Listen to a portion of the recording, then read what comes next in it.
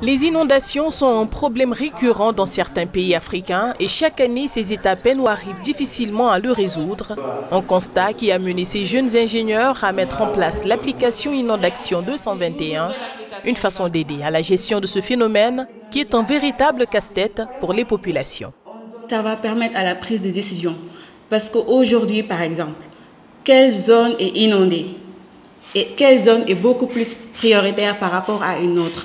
Ce sont des problématiques et des questions qui doivent être traitées. Parce qu'aujourd'hui, on ne peut pas juste se lever d'un bon matin et faire la conceptualisation et la mise en œuvre d'un projet.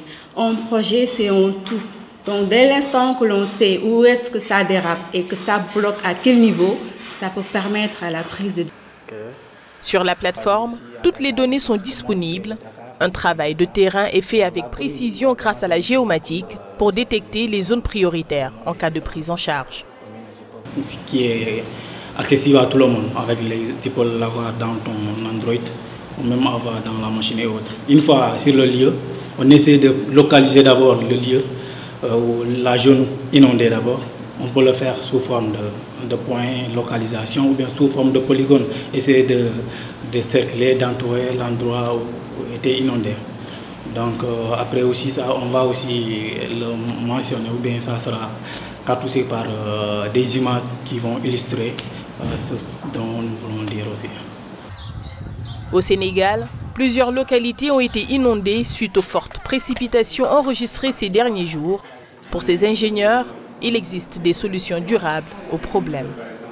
Quand on parle de géomatique, on parle aussi d'outils géomatiques qui pourront nous permettre ou bien nous servir à prendre des décisions avec une belle ou bien bonne précision. Donc aujourd'hui, nos États, la collaboration avec les entrepreneurs locaux, ces gens-là qui sont là, qui travaillent pour le développement de notre société, mais aussi pour atténuer la souffrance des populations, doivent être consultés pour qu'ensemble on puisse voir quelle solution est-ce qu'on peut proposer pour une solution durable.